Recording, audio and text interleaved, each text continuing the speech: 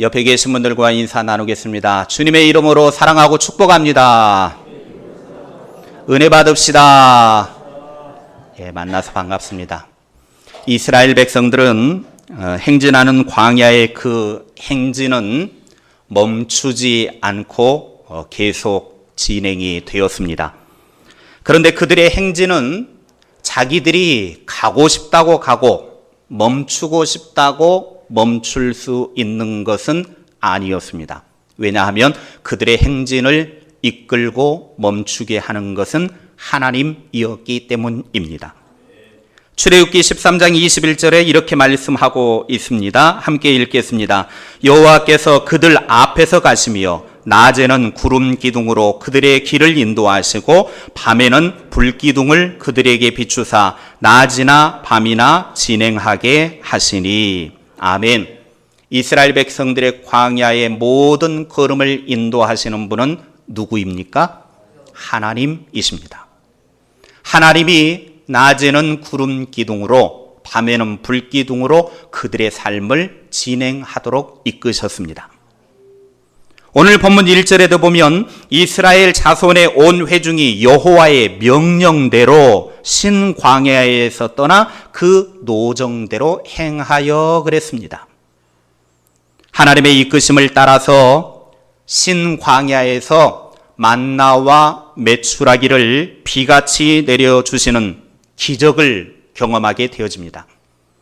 그리고 이스라엘 백성들이 이제 광야 40년 동안 하나님의 도우심으로 아침 저녁으로 만나와 메추라기를 먹는 하나님의 공급하시는 양식으로 살아가게 됩니다.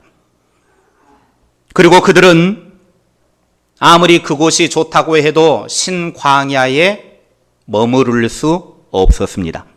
하나님께서 이끄시는 대로 신광야를 떠나서 이동하여 마침내 도착한 곳이 르비딤이었습니다. 그들은 그 르비딤에 장막을 쳤습니다. 그런데 심각한 문제가 있었습니다. 마실 물이 없었다라고 하는 것입니다. 하나님께서 이끄신 곳이었지만 그곳은 마실 물이 없는 심각한 문제가 있는 곳이었습니다. 지금까지 이스라엘 백성들은 이런 상황들을 여러 차례 경험을 했습니다.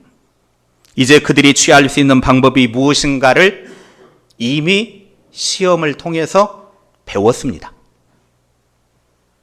자, 그렇다면 르비딤에서 마실 물이 없을 때 그들이 어떻게 해야 합니까? 오늘 본문 2절과 3절 말씀을 보시겠습니다. 함께 읽겠습니다. 백성이 모세와 다투어 이르되 우리에게 물을 주어 마시게 하라. 모세가 그들에게 이르되 너희가 어찌하여 나와 다투느냐? 너희가 어찌하여 여호와를 시험하느냐? 거기서 백성이 목이 말라 물을 찾으매 그들이 모세에게 대하여 원망하여 이르되 당신이 어찌하여 우리를 애굽에서 인도해 내어서 우리와 우리 자녀와 우리 가축이 목말라 죽게 하느냐? 그들은 지금까지 충분한 하나님의 시험을 통해서 단련되어야 했음에도 불구하고 여전히 하나님과 모세를 원망했습니다. 이번에는 원망 정도가 아니었습니다. 모세와 다투기까지 했다고 그랬습니다. 여기에 사용된 다투었다라고 하는 히브리어 단어가 본래 사용되어질 때는 하나님께서 말씀의 통치자로서 꾸짖고 책망할 때 사용되어진 단어입니다. 그 말은 무슨 말이냐면 지금 이스라엘 백성들이 모세와 다투었다라고 하는 것은 이스라엘 백성들이 하나님의 위치가 되어서 하나님의 사람인 모세를 책망하고 꾸짖고 있다라고 하는 거죠. 거기에서 멈추지 않았습니다. 심지어는 하나님을 시험까지 하게 됩니다. 그 시험의 내용이 3절이죠. 요약을 하면 자신들을 이렇게 대하시는 하나님은 하나님이 아니라는 겁니다. 하나님이 자신들에게 이렇게 하시면 절대로 안 된다라고 하는 겁니다. 하나님이 진정 자신들의 하나님이라면 하나님이 이러시면 안 된다라는 거예요. 그 말은 무슨 말입니까? 자기들의 하나님이 그 하나님이라면 그 하나님은 우리의 삶을 물이 넘쳐나게 해주어야 되고 부족함이 없게 해주어야 되고 어려움이 있어도 앞에서 하나님이 다 정리를 해주셔야 되고 대적이 일어나면 그 대적도 하나님이 다 처리해 주셔야 되고 자신들이 풍성함을 누리도록 어떤 어려움도 없도록 해주시는 분이 자신의 하나님이 되어야 된다는 것입니다. 그런데 지금 자기들이 믿고 따르는 하나님은 그런 하나님이 아니라는 거예요. 그래서 오히려 하나님을 시험하고 있습니다. 하나님이 우리 가운데 계신가 안 계신가 보자.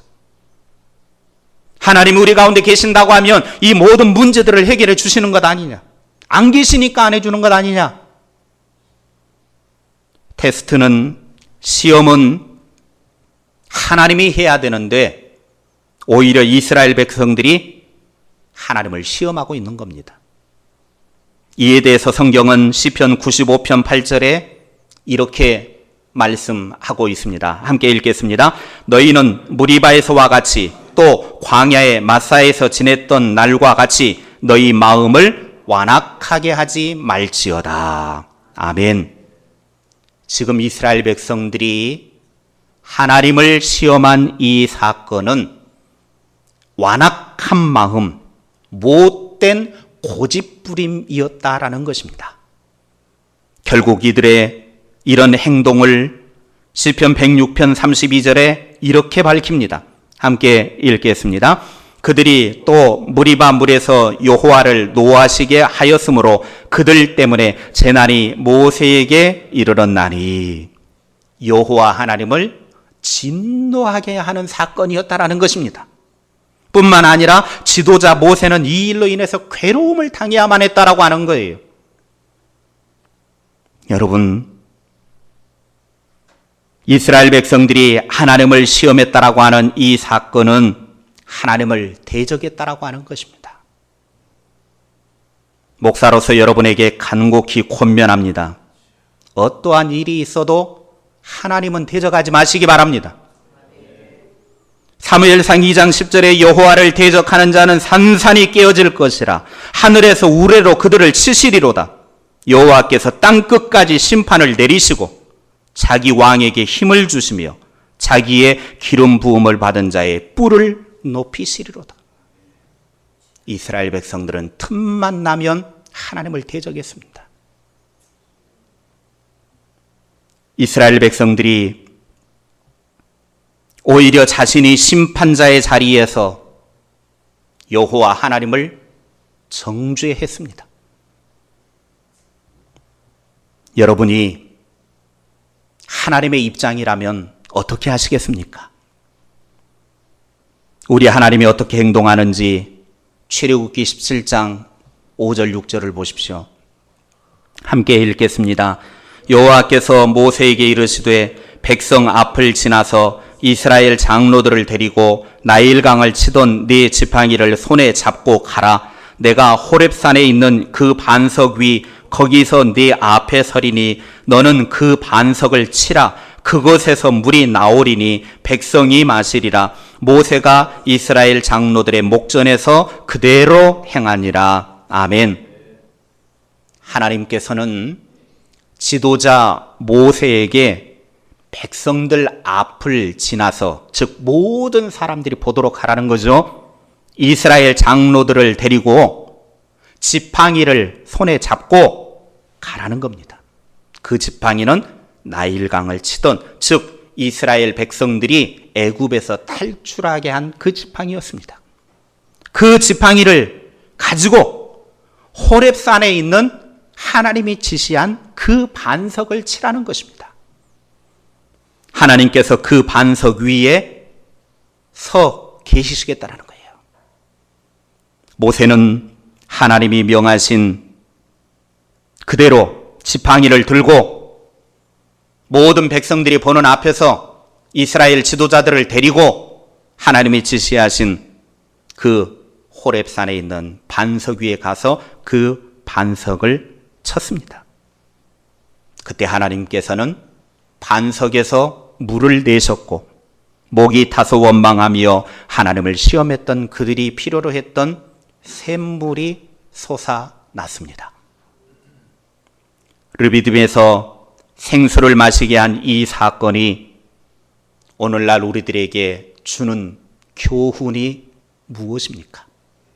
첫째, 하나님께서 자기 자신을 희생하셔서 생수를 주셨다라는 사실입니다.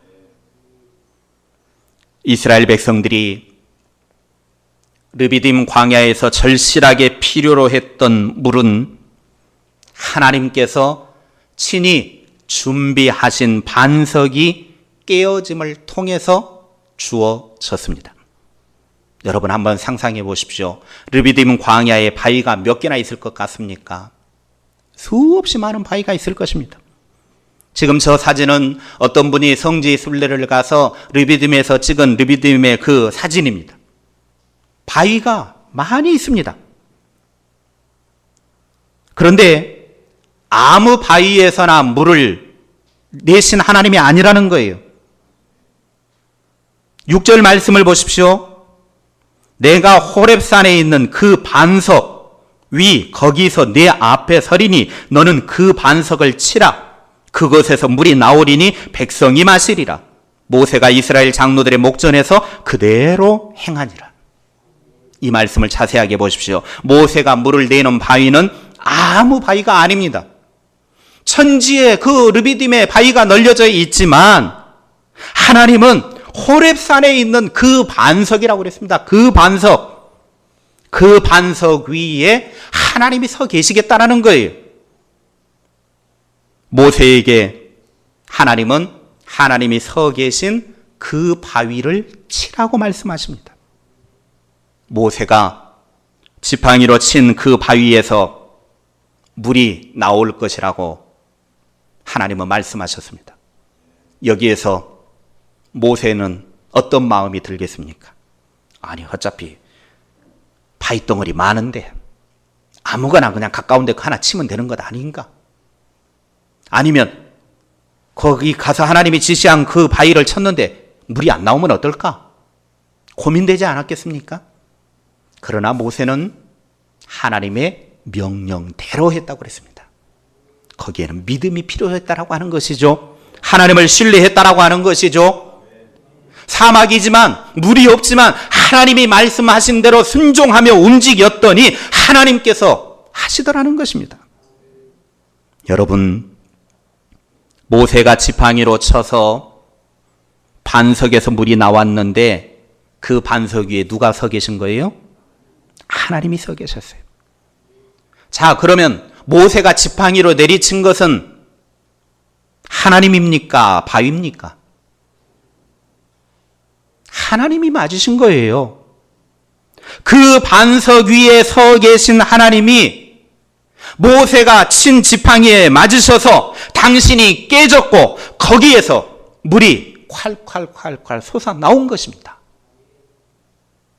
솔직히 지팡이를 맞고 깨져야 될 존재가 하나님입니까? 이스라엘 백성들입니까? 큰 애들도 알죠. 당연히 이스라엘 백성들이 하나님의 지팡이에 얻어맞아야죠. 그런데 하나님은 당신이 친히 그 지팡이에 맞으셨어요. 계속 회개를 모르고 원망만 하는 백성들이 맞아야 되는데 하나님은 모든 백성들이 보는 앞에서 그들을 대신해서 지팡이에 당신이 맞으셨어요. 그리고 당신이 깨지셨어요. 그래서 그들이 그렇게 원하던 물을 내어주셔서 풍성하게 공급을 해 주셨습니다. 이 반석이 무엇을 의미하는 것입니까? 후에 사도 바울은 이 반석을 고린도전서 10장 4절에 이렇게 밝히고 있습니다. 함께 읽겠습니다. 다 같은 신령한 음료를 마셨으니 이는 그들을 따르는 신령한 반석으로부터 마셨음에 그 반석은 곧 그리스도시라. 아멘. 자, 르비딤의 그 반석, 깨어진 반석, 지팡이에 맞아서 생명의 물을 공급해 줬던 그 반석이 누구라고요? 그리스도, 예수 그리스도라는 것입니다. 하나님은 당신이 친히 인간의 몸을 입고 이 땅에 오셨는데 아들 예수를 이 땅에 보내셨습니다. 그 예수님은 친히 십자가의 죽음으로 모든 인류에게 신령한 음료를 마시게 했습니다.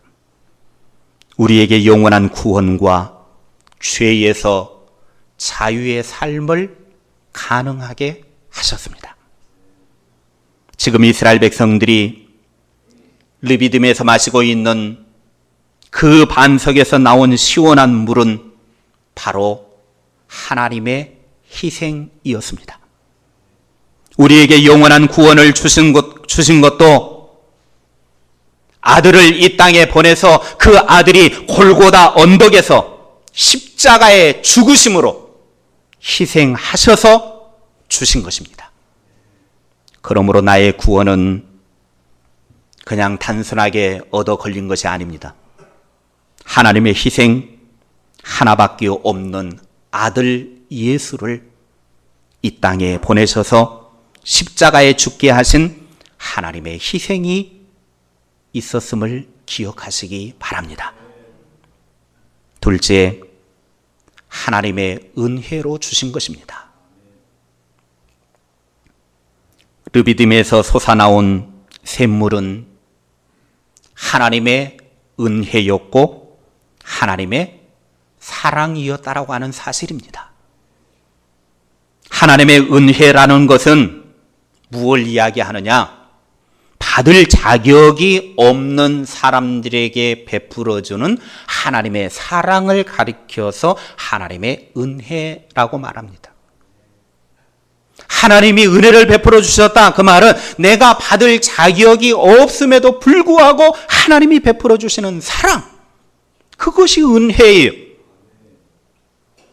이스라엘 백성들은 받을 자격이 없는 사람들임에도 불구하고 하나님으로부터 사랑을 받았습니다.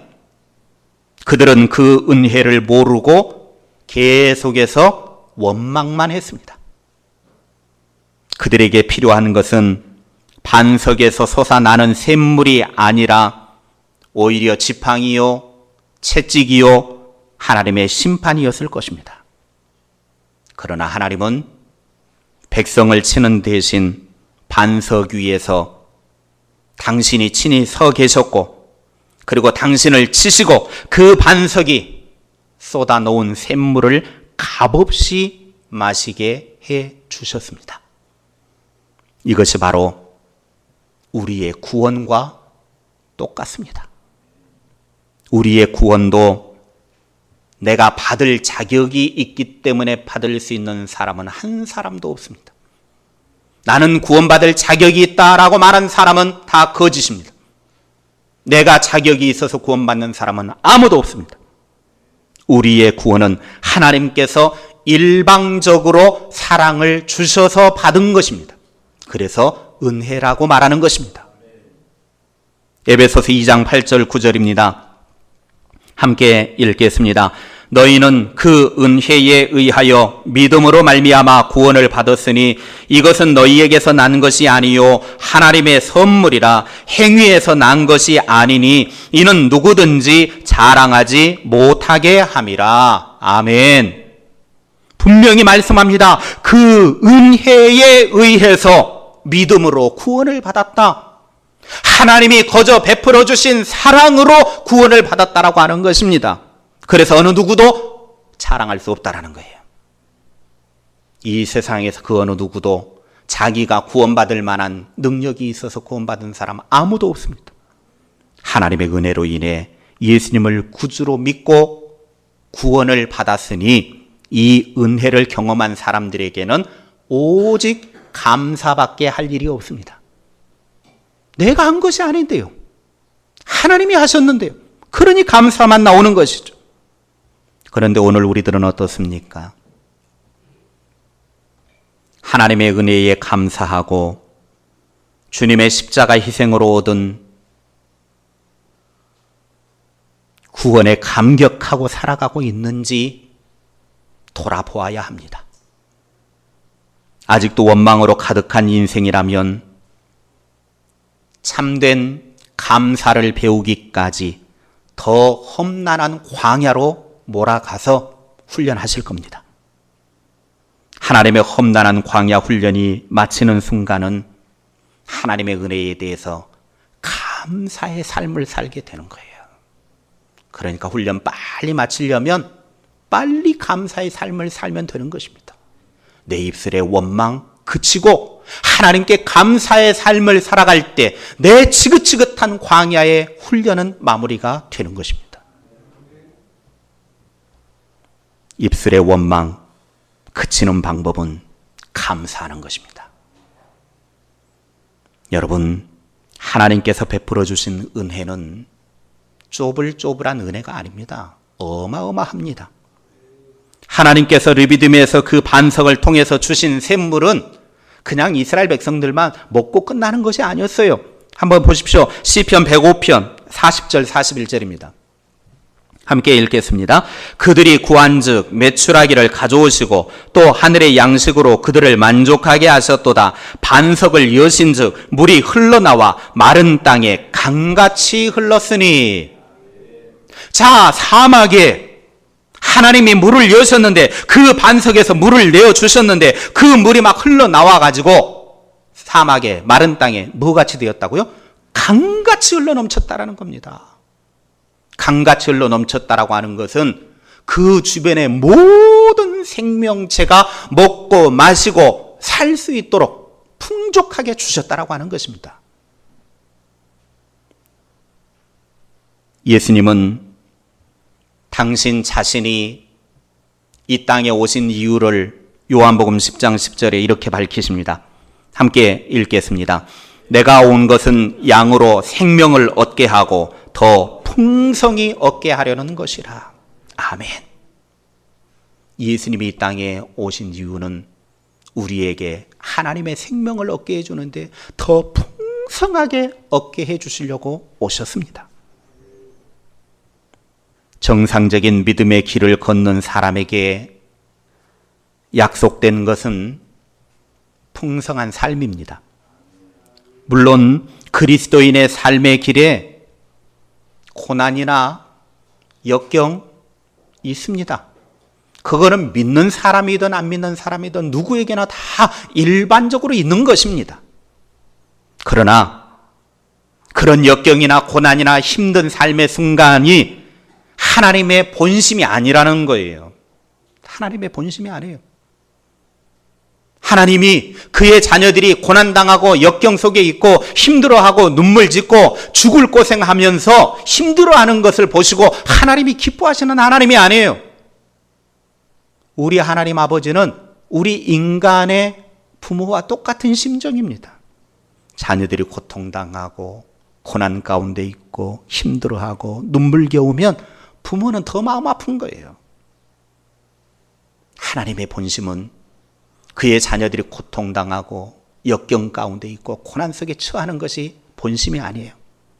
예레미야가 3장 32절 33절을 통해서 하나님의 본심을 말씀하십니다. 예레미야 선지자를 통해서 하나님의 마음을 이야기를 하셔요. 함께 읽겠습니다. 그가 비록 근심하게 하시나 그의 풍부한 인자하심에 따라 긍휼히 여기실 것임이라. 주께서 인생으로 고생하게 하시며 근심하게 하심은 본심이 아니시로다. 하나님이 그의 자녀들에게 고통 가운데 몰아넣고 힘들게 하고 역경을 허락해 주신 것은 그것이 하나님 아버지의 본심이 아니라는 거예요. 이 과정들을 통해서 연단되어지고 회개하고 하나님 앞에 돌아와 더 놀라운 하나님의 축복과 하나님이 예비하신 은혜와 복을 누리기를 원하신 것입니다. 그게 하나님의 마음이에요. 더 잘 되어지기를 원하는 마음.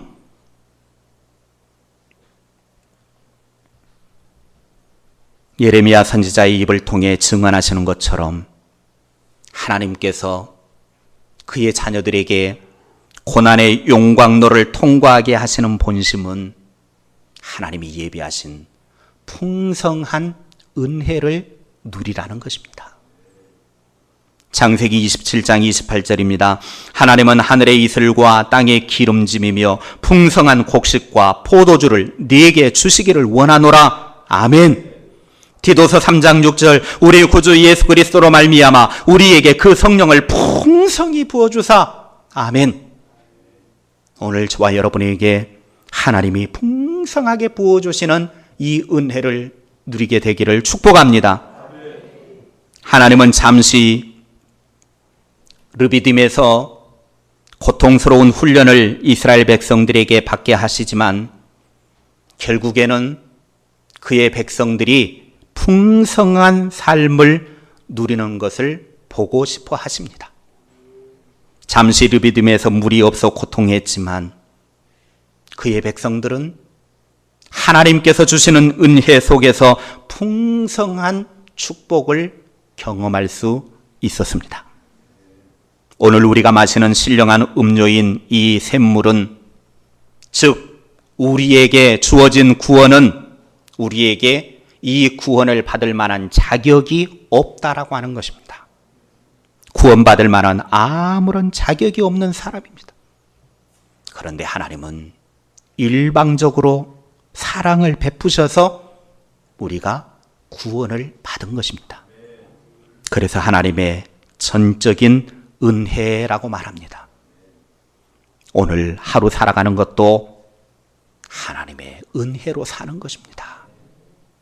우리의 믿음으로 걷는 삶의 행진도 십자가의 은혜 때문임을 기억하고 한 걸음 한 걸음 감사함으로 살아가기를 주님의 이름으로 축복합니다.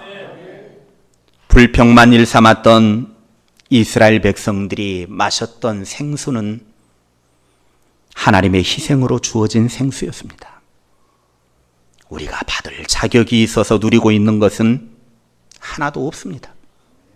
우리는 전적으로 하나님의 은혜 가운데 살고 있습니다. 하나님께서 우리에게 은혜를 베풀어 주시는 이유는 우리로 하여금 성령 안에서 풍성한 삶을 누리기를 원하시기 때문입니다. 예수님 안에서 이런 풍성한 은혜를 누리는 하나님의 사람들이 다 되시기를 주님의 이름으로 축복합니다. 기도하겠습니다.